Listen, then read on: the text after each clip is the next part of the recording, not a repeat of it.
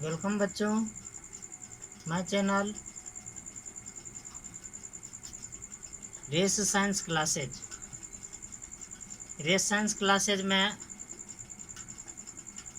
आप सबों को नमस्ते। इससे पहले हम लोग केमिस्ट्री 12 के सॉल्यूशन चैप्टर में 2 वीडियो के माध्यम से पढ़े थे, जहां हम लोग acid base salt, last topic जो था एसिड बेस साल्ट था। उससे पहले हमने पॉइंट्स लिखाए थे नॉर्मल सॉल्यूशन, मोलर सॉल्यूशन और मोलल सॉल्यूशन के बारे में। नॉर्मल, मोलल और मोलर सॉल्यूशन की जानकारी लेने के लिए हमने एसिड बेस और साल्ट के बारे में जाने।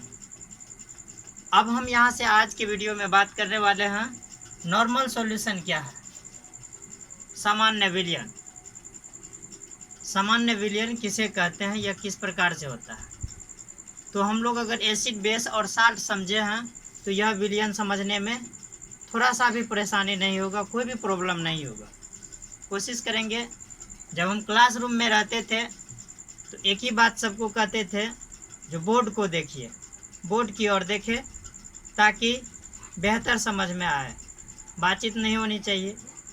लेकिन अभी आप जिस माध्यम से देख रहे हैं, आप उन पे पूरा ध्यान पूर्वक देखकर और बेहतर से समझे। नहीं समझ में आने पर हमें मैसेज ज़रूर करें ताकि हमें पता चले।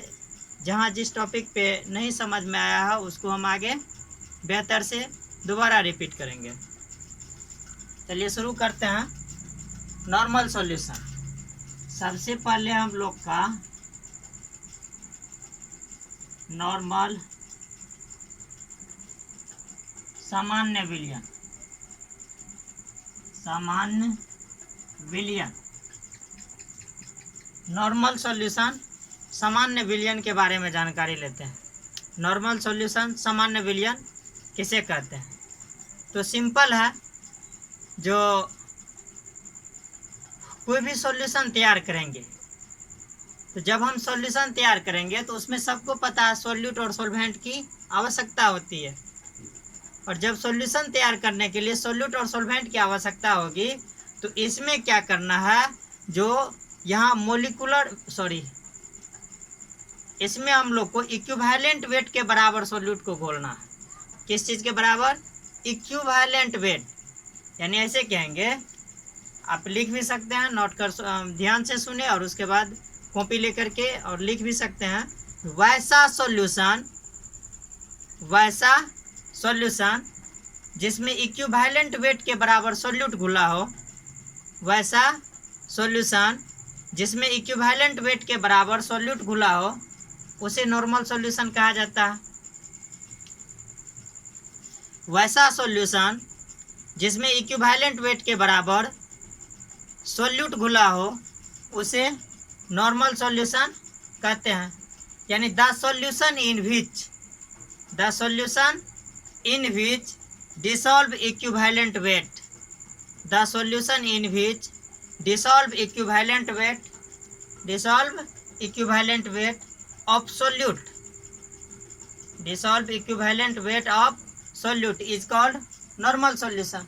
कितना आसान है। अब एक एग्जांपल लेते हैं, उसी में समझिएगा। जैसे मान लीजिए यहाँ हम लोग लिए हैं इक्विवेलेंट वेट, EQ दे दिए और WT दे दिए। तो वेट, EQ का मतलब इक्विवेलेंट और WT का मतलब वेट। इसमें हम लोग बनाएंगे सॉल्यूशन बनाने के लिए सॉल्यूट प्लस सॉल्वेंट। सॉल्यूट और सॉल्वेंट को कंबाइन करेंगे तो हम लोग तैयार करेंगे क्या? सॉल्यूशन न तैयार करेंगे, सॉल्यूशन। इक्विवेलेंट वेट यानी सॉल्यूट प्लस सॉल्वेंट से सॉल्यूशन। अब जैसे देखिए 49 ग्राम, यहाँ 49 ग्राम इक्विवेलेंट वेट है। मान लीजिए 49 ग्राम इक्विवेलेंट वेट। यह 49 ग्राम इक्विवेलेंट वेट किसका है? H2SO4 का। H2SO4 क्या है? सल्फ्यूरिक अम्ल। सल्फ्यूरिक अम्ल, इसके साथ हम लोग वाटर को डिसॉल्व कर देते हैं यानी H2O। तो उस स्थिति में जो हम लोग को प्राप्त होगा, क्या प्राप्त होगा? Normal solution. नॉर्मल, उस स्थिति में नॉर्मल सॉल्यूशन प्राप्त होगा। इसी प्रकार से दूसरा एग्जांपल लेते हैं, जैसे 29 ग्राम है, 29 ग्राम इक्विवेलेंट वेट है। 29 ग्राम होता है किसका इक्विवेलेंट वेट? आपको इक्विवेलेंट वेट निकालने के लिए एसिड बेस साल्ट में और इससे बैक क्लास में 11th में भी बहुत पढ़ चुके हैं, 9th सब में भी पढ़े हैं। इक्विवेलेंट वेट सब कैसे निकाला जाता है, मोलिकुलर वेट कैसे निकाला जाता है। ठीक, तो यहाँ है, ये है MgOH का होल 2, MgOH का होल 2 मैग्नीशियम हाइड्रोक्साइड, और ये जल है H2O। यहाँ से भी बन गया कौन सा सॉल्यूशन? नॉर्मल सॉल्यूशन का निर्माण हुआ। किस सॉल्यूशन का निर्माण? Normal solution. तो इस प्रकार से हम लोग क्या कहते हैं, जो वैसा सॉल्यूशन जिसमें इक्विवेलेंट वेट के बराबर सॉल्यूट घुला हो, वैसा सॉल्यूशन जिसमें इक्विवेलेंट वेट के बराबर सॉल्यूट घुला हो, उसे नॉर्मल सॉल्यूशन कहा जाता है। अब बात करेंगे हम लोग, वहाँ देखे थे टाइप्स ऑफ सॉल्यूशन में नॉर्मल सॉल्यूशन था, मोलर सॉल्यूशन था और मोलल सॉल्यूशन था। तो नॉर्मल सॉल्यूशन समझ चुके हैं। आगे हम लोग बढ़ते हैं, मोलर सॉल्यूशन क्या है।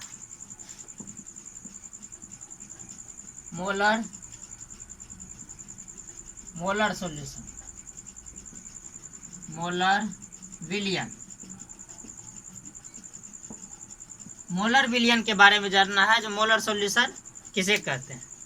यह भी बहुत आसान है, बहुत इजी, थोड़ा सा बस सुनिए, याद ही हो जाएगा। ज़्यादा रटने की कोई ज़रूरत नहीं है, वैसे भी साइंस पेपर रटा नहीं जाता, समझा जाता है। और आप कोशिश करें बेहतर से बेहतर समझे, अधिक से अधिक समझे। रटने पे नहीं ध्यान देंगे, बिल्कुल नहीं। रटने से आज रटिएगा, कल पता चला सब कुछ साफ है। इसीलिए अब हम लोग मोलर सॉल्यूशन देखते हैं, जो वैसा सॉल्यूशन जिसमें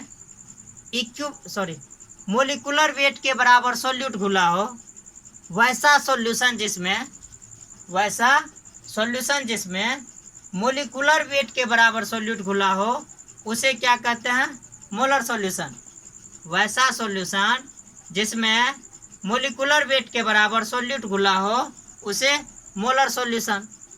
इसे ऐसे भी लिख सकते हैं, the solution in which dissolve molecular weight of solute, is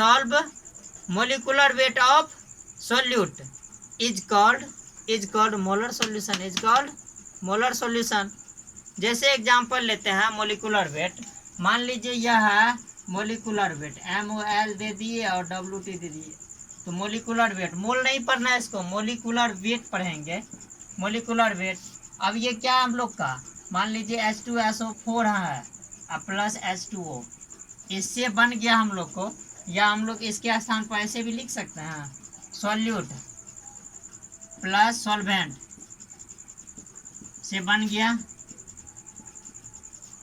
molecular weight. Solute plus solvent से क्या निर्माण कर रहे हैं? सॉल्यूशन। अब एक मोलिकुलर वेट लेते हैं, जैसे 98 ग्राम है, 98 ग्राम मोलिकुलर वेट है। किसका है यह 98 ग्राम?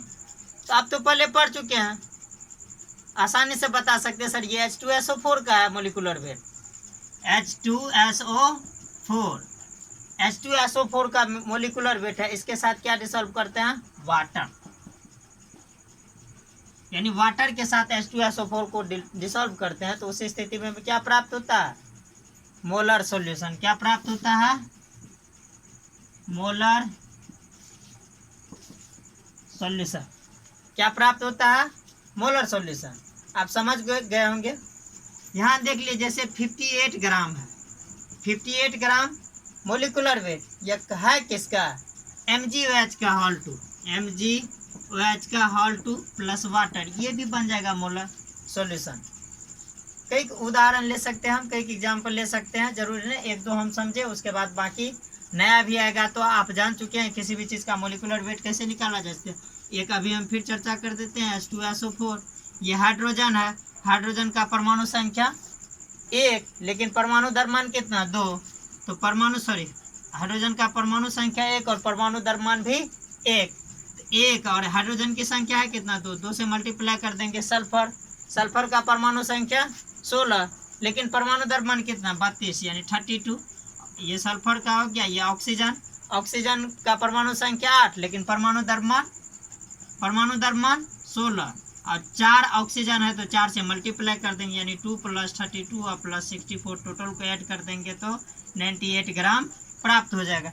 इस प्रकार से मोलिकुलर वेट निकाला जाता है और मोलिकुलर वेट आपने देख चुके हैं। इस प्रकार से कौन सा सॉल्यूशन तैयार होगा, मोलर सॉल्यूशन। अब तो शायद दिक्कत नहीं होना चाहिए। आगे हम लोग बढ़ते हैं। मोलर सॉल्यूशन पे क्या था, मोलर सॉल्यूशन किसे कहते हैं, एग्जाम्पल नोट कर ले।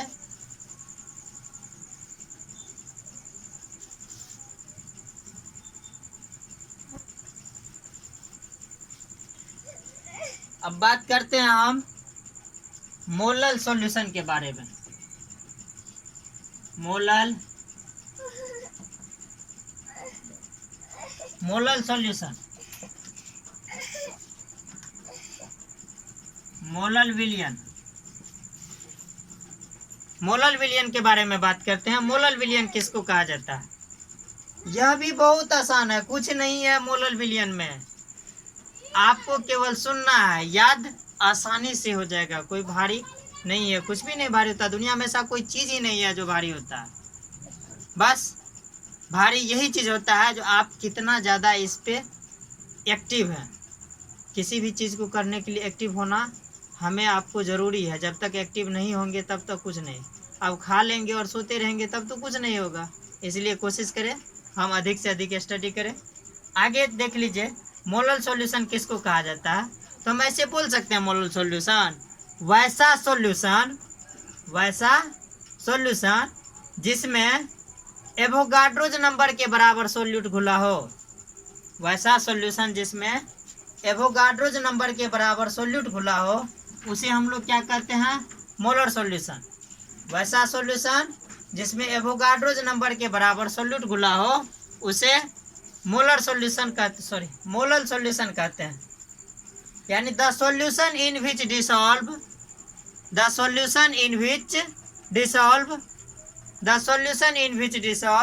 एवोगाड्रोज नंबर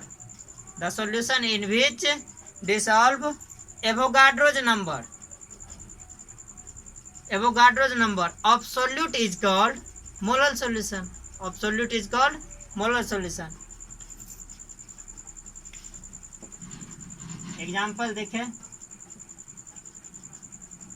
क्या हम अभी परिभाषा बताए जो वैसा सॉल्यूशन जिसमें एवोगाड्रोज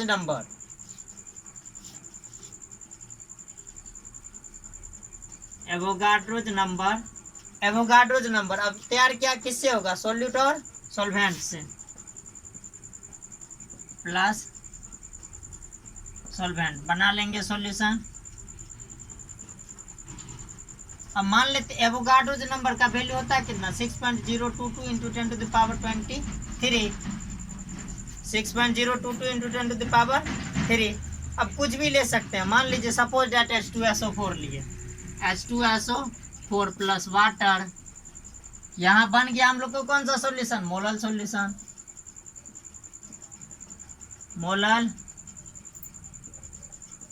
सॉल्यूशन।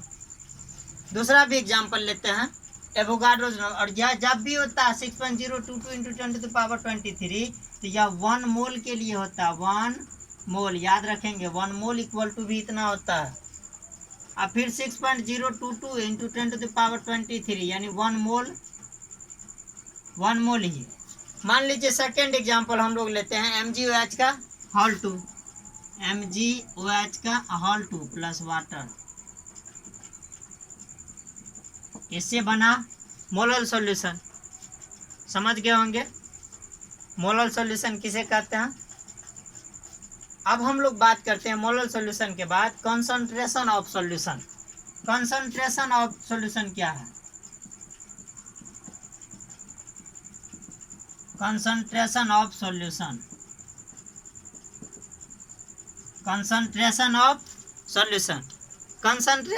सॉल्यूशन किसे कहा जाता है, यानी विलयन का सांद्रण। क्या कहेंगे, विलयन का सांद्रण का सांद्रण, नोट करते जाएंगे, विलयन का सांद्रण, कंसंट्रेशन ऑफ सॉल्यूशन। अब देखिए इसका डेफिनेशन हम लोग कैसे देते हैं, जो किसी भी सॉल्यूशन में घुले हुए सॉल्यूट की मात्रा को, किसी भी सॉल्यूशन में घुले हुए सॉल्यूट की मात्रा को कंसंट्रेशन ऑफ सॉल्यूशन कहते हैं। किसी भी सॉल्यूशन में घुले हुए सॉल्यूट की मात्रा को कंसंट्रेशन ऑफ सॉल्यूशन कहते हैं। घुले हुए सॉल्यूट की मात्रा को कंसंट्रेशन ऑफ सॉल्यूशन कहते हैं।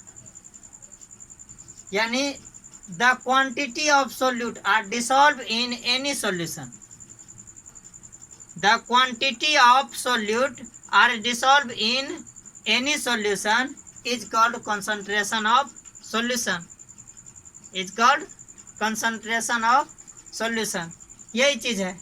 यानी ऐसे भी इसको कह सकते हैं, मान सपोज दैट जो 1 लीटर सॉल्यूशन में 1 लीटर सॉल्यूशन, 1 लीटर सॉल्यूशन में 1 लीटर सॉल्यूशन में घुले हुए 1 लीटर सॉल्यूशन में घुले हुए सॉल्यूट की मात्रा को कंसंट्रेशन ऑफ सॉल्यूशन कहा जाता है। 1 लीटर सॉल्यूशन में घुले हुए सॉल्यूट की मात्रा को कंसंट्रेशन ऑफ सॉल्यूशन कहा जाता है। 1 लीटर सॉल्यूशन में घुले हुए सॉल्यूट की मात्रा को कंसंट्रेशन ऑफ सॉल्यूशन कहा जाता है। ऐसे बोल सकते हैं, the quantity of solute are dissolve in, the quantity of solute are dissolve इन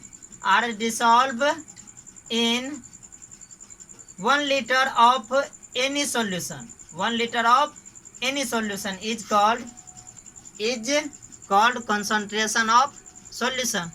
देखिए कितना आसान था, इसको आप लोग भारी बना रहे हैं। भारी तो था ही नहीं, बिल्कुल नहीं, बिल्कुल आसान है। अर्थात हम इसका एग्जाम्पल ऐसे ले सकते हैं। अब मान लीजिए ऐसे पहले देख लीजिए, जैसे सॉल्यूट है प्लस सॉल्वेंट है, सॉल्यूट और सॉल्वेंट है, इससे बना लिए हम लोग 1 लीटर सॉल्यूशन, इससे बना लिए 1 litre solution.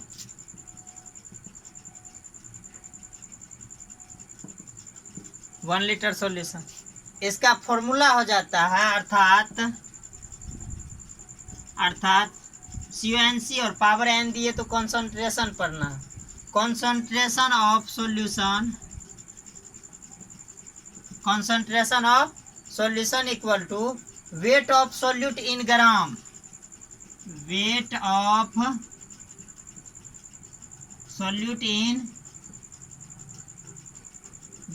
Solute in gram बटा volume of solution in gram, volume of solution in gram. Concentration of solution याद कर लीजिए, क्लास में ही देखते देखते याद हो जाना चाहिए। ध्यान से देखिए, सुनिए और उसे दिमाग में एडजस्ट कीजिए। तो कंसंट्रेशन ऑफ सॉल्यूशन यानी विलयन का सांद्रण बराबर concentration of solution equal to weight of solute in gram by volume of solution in gram, weight of solute in gram by volume of solution in gram. कितना आसान है। अब हम लोग बात करते हैं percentage concentration of solution, percentage concentration of solution. वोट मिटा ले पहले।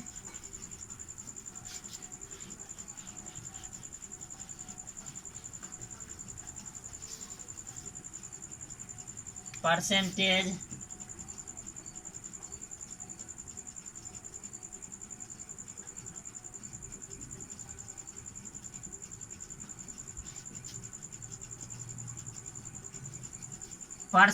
कंसंट्रेशन ऑफ सॉल्यूशन, विलयन का प्रतिशत सांद्रण। ऐसे लिखेंगे, विलयन का प्रतिशत सांद्रण, विलयन का प्रतिशत सांद्रण। सिंपल है, विलयन का प्रतिशत सांद्रण। इसको डिफाइन इस प्रकार से हम लोग करते हैं, जो 100 ग्राम सॉल्यूशन में 100 ग्राम सॉल्यूशन में घुले हुए सॉल्यूट की मात्रा को परसेंटेज कंसंट्रेशन ऑफ सॉल्यूशन कहा जाता है। 100 ग्राम सॉल्यूशन में 100 ग्राम सॉल्यूशन में घुले हुए सॉल्यूट की मात्रा को 100 ग्राम सॉल्यूशन में घुले हुए सॉल्यूट की मात्रा को परसेंटेज कंसंट्रेशन ऑफ सॉल्यूशन कहा जाता है। लिख लिए।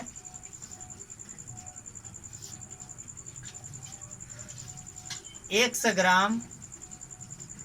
ग्राम सॉल्यूशन में घुले हुए सॉल्यूट की मात्रा को परसेंटेज कंसंट्रेशन ऑफ सॉल्यूशन कहा जाता है। जैसे एग्जांपल सॉल्यूट प्लस सॉल्वेंट, जैसे एग्जांपल में सॉल्यूट प्लस सॉल्वेंट, सॉल्यूट और सॉल्वेंट के मिलने से किसका निर्माण किया हम लोग? सॉल्यूशन। हमें क्या ज्ञात करना? परसेंटेज कंसंट्रेशन ऑफ सॉल्यूशन ना। मान लेते हैं एक साल्ट ले लेते हैं प्लस वाटर। साल्ट और वाटर के मिलने से किस चीज का निर्माण होता है पता है? अब यहाँ 100 ग्राम हम लोग सॉल्यूशन बनाएंगे। कितना ग्राम?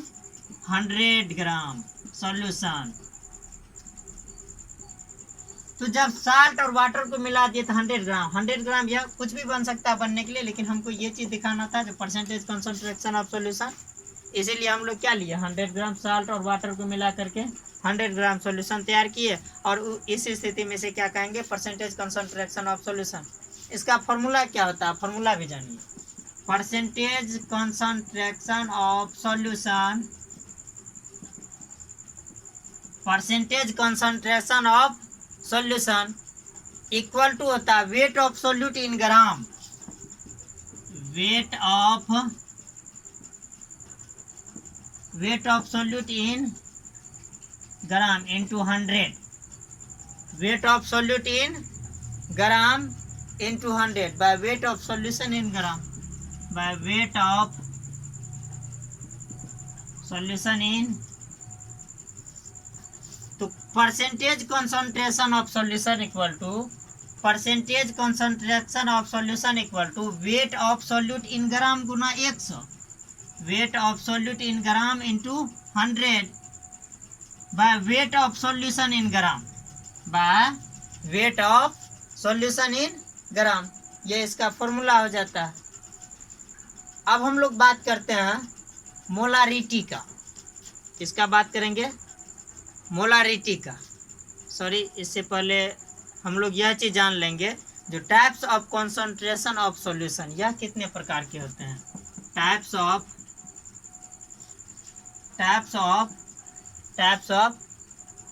Concentration of solution, types of concentration of solution, concentration of types of concentration of solution, types of concentration of solution. विलयन के सांद्रण का प्रकार, ऐसे लिख सकते हैं, विलयन के सांद्रण का प्रकार। अब देखिए कौन कौन सा प्रकार है, फटाफट नोट करते जाइए। नॉर्मलिटी क्या होता है? नॉर्मलिटी NORMALIT, नॉर्मलिटी, नॉर्मलता। नॉर्मलिटी, मोलारिटी, नॉर्मलिटी के बाद मोलारिटी, MOLARIT, मोलारिटी, मोलरता। तीसरा molality,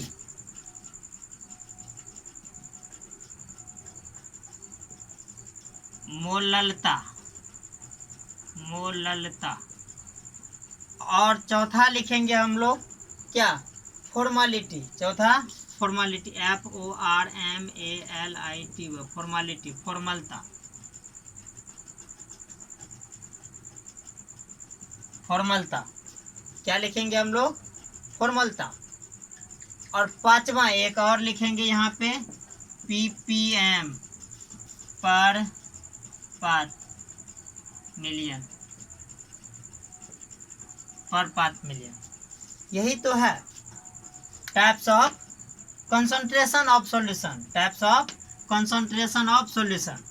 normality, molarity, molality, formality और ppm। तो इन चीज के बारे में जान रहे हैं। तो सबसे पहले हम लोग को जानना है किसके बारे में, नॉर्मलिटी के बारे में। नॉर्मलिटी आखिर क्या, तो देखिए नॉर्मलिटी क्या, एक लाइन में तुरंत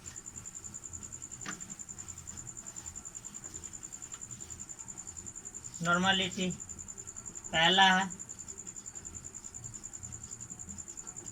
नॉर्मलिटी, नॉर्मलता। नॉर्मलिटी, नॉर्मलता। नॉर्मलिटी किसको कहते हैं, तो ऐसे बोल सकते हैं इसे, तो 1 लीटर सॉल्यूशन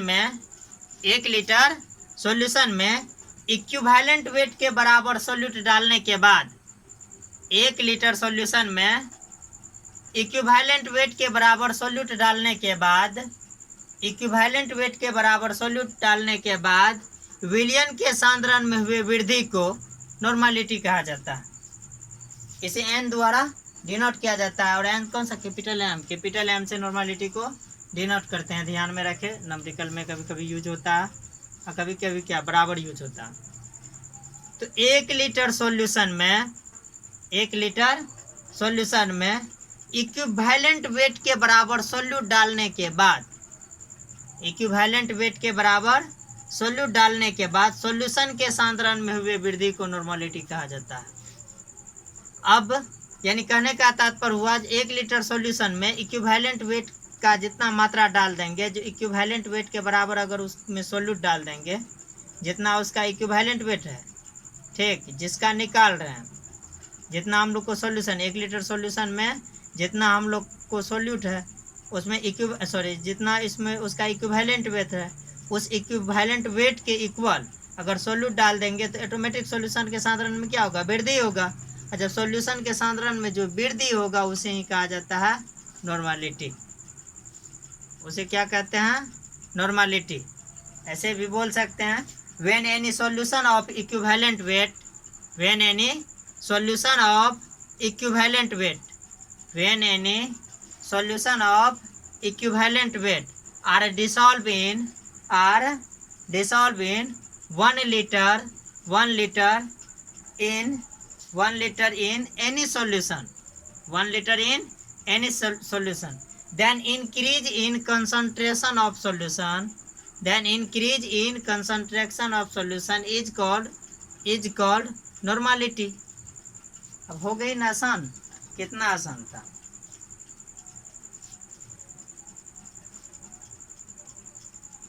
अब देखिए हम लोग देखते हैं, तो सॉल्यूट और सॉल्वेंट के मिलने से क्या बना लेंगे हम लोग, सॉल्यूशन।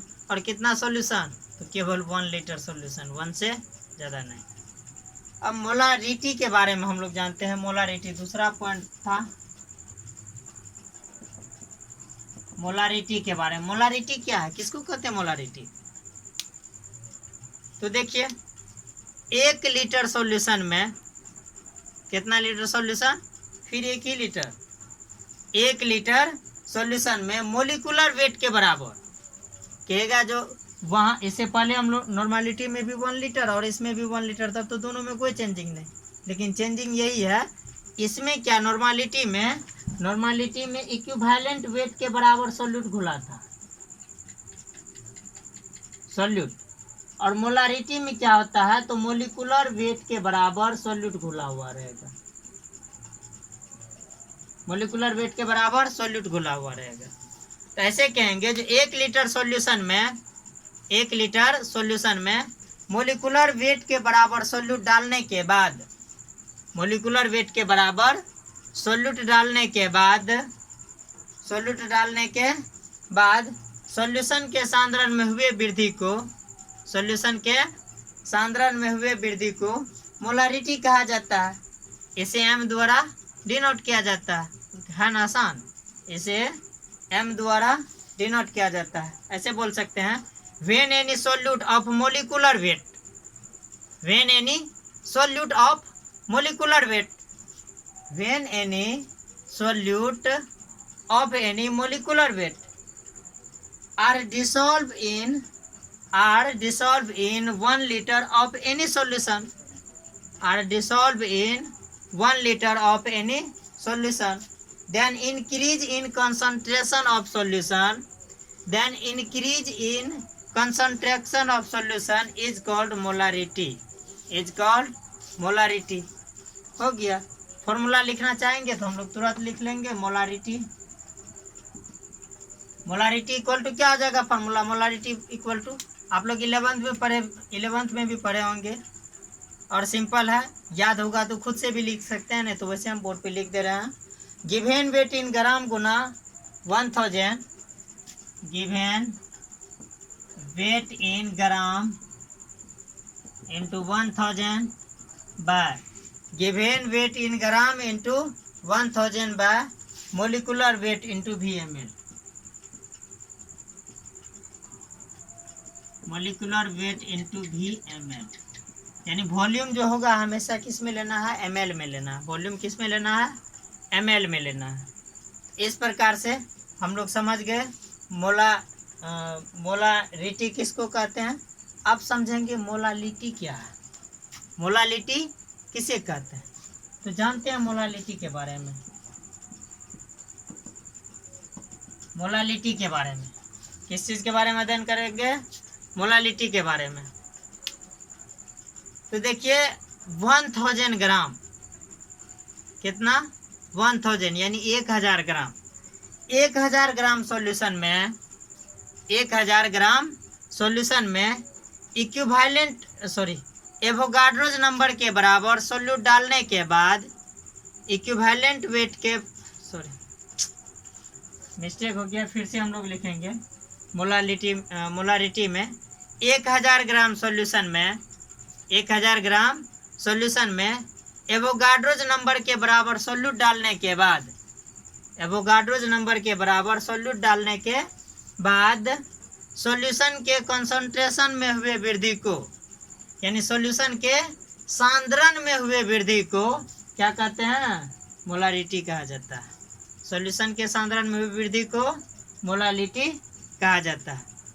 1000 ग्राम सॉल्यूशन में एवोगाड्रोज नंबर के बराबर सोल्यूट डालने के बाद सॉल्यूशन के सांद्रण में हुए वृद्धि को मोलालिटी कहा जाता है। इसे स्मॉल m द्वारा सूचित किया जाता है। किससे? स्मॉल m द्वारा सूचित किया जाता है। यानी when any solute of Avogadro's number, Avogadro's number bracket में वैल्यू देना चाहेंगे, दे देंगे 6.022 into 10⁻23 are dissolved in 1000 of any solution, are dissolved in 1000 of any solution, then increase in concentration of solution is called molality, then increase in concentration of solution is called molality, it is denoted by m। Formula लिखना चाहे तो हम आसानी से लिख सकते हैं, molality equal to,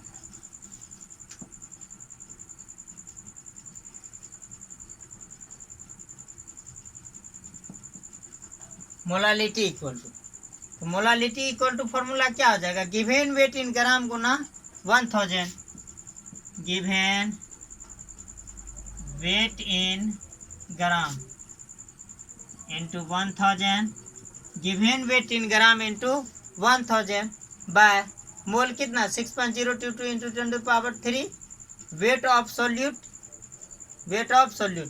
bye 6.022 into 10⁻23 into weight of क्या लेना है? किसका weight? Weight of सोल्वेंट, wait of सोल्वेंट, wait of सोल्वेंट। ये मोलालिटी हो गया। अब आप ये भी समझ गए होंगे। आगे हम लोग बढ़ते हैं, फॉर्मूला लिख लेंगे, आगे बढ़ते हैं। फॉर्मालिटी किसको कहा जाता है? फॉर्मालिटी,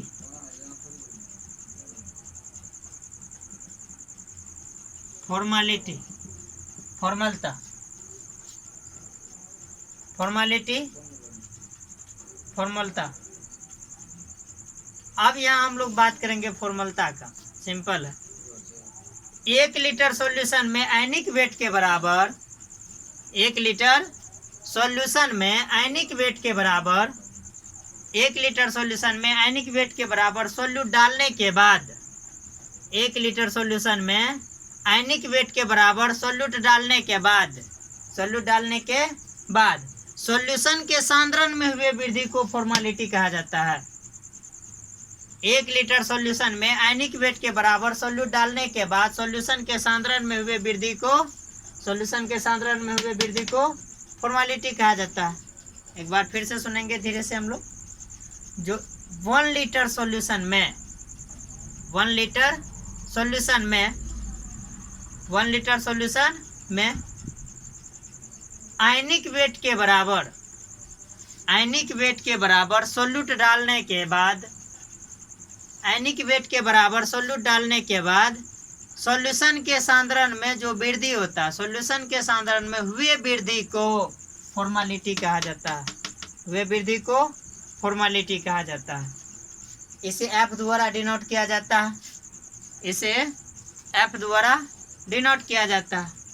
अब देखिए एफ द्वारा, जैसे सोल्यूट और सॉल्वेंट से, सपोज दैट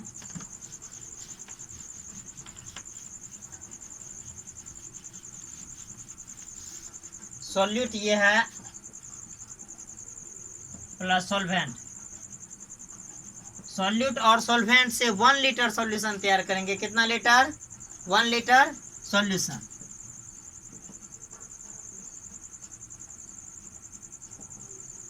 सॉल्यूट और सॉल्वेंट से 1 लीटर सॉल्यूशन तैयार करेंगे। और जब 1 लीटर सॉल्यूशन तैयार होगा तो जैसे मान लीजिए आयनिक, एक फॉर्मूला लेते हैं, जैसे एग्जांपल NH4, NH4 प्लस, ये क्या है? आयन है। NH4 प्लस आयन है। जो त्याग करता है वो पॉजिटिव होता है, जो ग्रहण करता है वो नेगेटिव हो जाता है। यहाँ धन आयन है, इस पे पॉजिटिव चार्ज है, प्लस वाटर। इसके साथ, इसको किसके साथ मिलाएंगे? Plus water. इससे हम लोग को क्या तैयार होगा? 1 लीटर सॉल्यूशन। 1 litre solution. आपको पता है आयनिक कंपाउंड अगर है तो आयनिक कंपाउंड का मोलिकुलर वेट कैसे निकालते हैं? आप एक और समझ ले, आयनिक वेट का मोलिकुलर वेट कैसे निकालते हैं? सिंपल है। जैसे है यहाँ NH4, NH4 है, नाइट्रोजन का होता है कितना? परमाणु द्रव्यमान 40, हाइड्रोजन का 1 गुना 4, कितना प्लस इस पे चार्ज? तो जितना चार्ज प्लस में है उतना इसमें से घटा लेंगे। एक चार्ज प्लस में था तो एक घटा लिए, तो 14 4 18 में से एक गया 17 ग्राम। अब समझ गए आयनिक वेट कैसे निकालेंगे? ये 17 ग्राम जो हो गया आयनिक वेट है, हो गया आयनिक वेट। किसी का निकाल सकते हैं, मान लीजिए CO3 माइनस माइनस का निकालते हैं, CO3 माइनस माइनस का, कि ये कार्बन है 12 प्लस ऑक्सीजन 16 गुना 3 ना, इस पे कितना चार्ज? 2 निगेटिव चार्ज है, जितना निगेटिव चार्ज उतना ऐड कर देंगे हम लोग।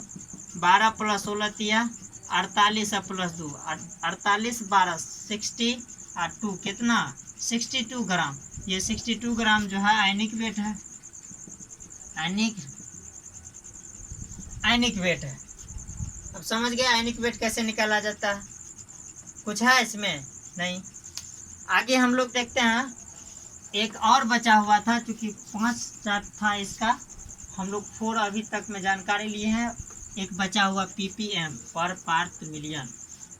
ppm के बारे में जानते हैं, ppm के बारे में।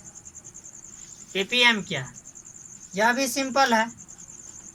जो 10 to the power 6 litre solution में, 10 to the power 6 litre, 10 to the power 6 litre solution में घुले हुए सोल्यूट की मात्रा को, 10 to the power 6 litre solution में घुले हुए सोल्यूट की मात्रा को, घुले हुए सोल्यूट की मात्रा को ppm कहा जाता है, पर पार्ट मिलियन कहा जाता है। The quantity of solute are dissolved in 10 to the power 6 liter of any solution is called ppm, is called per part million. फिर से एक बार बोलते हैं, जो 10 to the power 6 litre 10 to the power 6 litre solution में 10 to the power 6 litre solution में घुले हुए सॉल्यूट की मात्रा को कंसंट्रेशन ऑफ सॉल्यूशन पीपीएम कहा जाता है। क्या कहते हैं, यानी इसका फॉर्मूला जो होता है पीपीएम इक्वल टू पीपीएम। ध्यान से देखें, पीपीएम इक्वल टू फॉर्मूला जो होगा तो weight of solute in gram, weight of solute in gram into 10 to the power 6, weight of solute in gram into 10 to the power 6 by volume of solution in litre, volume of solution in litre, volume of solution in litre. यानी 1 ppm बराबर होता है, note करके लिख लेंगे, 1 ppm equal to होता है 10 to the power 6, 10 to the power 6 gram per litre, 10 to the power 6 gram per litre. 1 ppm का यह वैल्यू होता है। इस प्रकार से हम लोग समझ गए जो अभी जो पांचों पढ़े सॉल्यूशन के बारे में। अभी कौन कौन सा समझे एक बार फिर से हम लोग चर्चा करते हैं। जो हम लोग सबसे पहले देखे थे नॉर्मालिटी, उसके बाद मोलालिटी, उसके बाद मोलारिटी, उसके बाद फॉर्मालिटी, उसके बाद पीपीएम। कोशिश करेंगे जो एक एक टॉपिक बेहतर से समझे। नेक्स्ट वीडियो में हम कुछ परसेंटेज को बताते हुए तब कोलिगेटिव प्रॉपर्टीज पर चल जाएंगे, जो इस चैप्टर का सबसे अधिक इम्पोर्टेंट टॉपिक है। और हर एक साल एक न एक क्वेश्चन उससे लॉन्ग भी आता है। शॉर्ट का तो बात दूर जाए, शॉर्ट तो आता ही है, लेकिन एक लॉन्ग क्वेश्चन उनसे कोलिगेटिव प्रॉपर्टीज से निश्चित रूप से दिया जाता है। और इस वर्ष भी उम्मीद करते हैं जो उससे आएगा। वैसे हम लास्ट में सिलेक्ट क्वेश्चन बताएंगे, उसमें से ज़रूर कुछ न कुछ क्वेश्चन रहेगा। और हमें उम्मीद है आप लोग अधिक से अधिक वीडियो को देखते हुए अधिक से अधिक समझेंगे और हर एक चीज़ का जानकारी हमें भी देंगे जो आप समझ रहे हैं या नहीं समझ रहे हैं। आगे जहाँ कहीं भी परेशानी होता है तो हमें कमेंट करके बताएं, ताकि हम उस पर अदर वीडियो बना करके उस टॉपिक को पुनः रिपीट कर सके और कुछ उदाहरण दे करके उसको समझा सके। इसलिए आप लोग कमेंट करना ना भूलें। कोशिश करें लाइक और शेयर भी करें, ताकि हमें यह पता चले जो आप लोग देख रहे हैं, स्टडी कर रहे हैं, तब तो आपको पता चला जो इसमें कितना प्रतिशत सही मतलब जो है हमें समझ में आ रहा है और कितना प्रतिशत नहीं आ रहा है। इसीलिए तो हम लोग इसके बाद वाला टॉपिक थोड़ा सा चर्चा कर देते हैं। जो क्या पढ़ना है, types of percentage concentration of solution. इससे पहले हम लोग types of concentration of solution पढ़े थे, फिर यहीं पर पढ़ेंगे जो types of percentage concentration of solution, जिसमें हम लोग 3 टाइप्स का होता है। Percentage mass concentration, percentage mass concentration, mass volume concentration, percentage volume concentration. इन सभी चीज़ों के बारे में पढ़ते हुए कोलिगेटिव प्रॉपर्टीज पढ़ेंगे, जो इस चैप्टर का सबसे बड़ा इंपॉर्टेंट टॉपिक है। हम कई बार चर्चा कर चुके हैं।